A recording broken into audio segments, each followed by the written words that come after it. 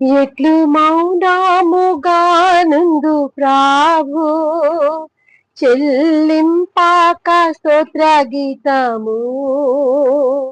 ఎట్లు మౌనముగానుందు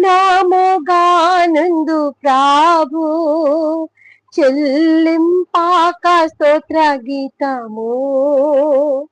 కాలమంతా పాడుచుండేదా, కాలమంతా పాడుచుండేదా, నీ ప్రేమ అపరమైనది దేవాని తాళంపులు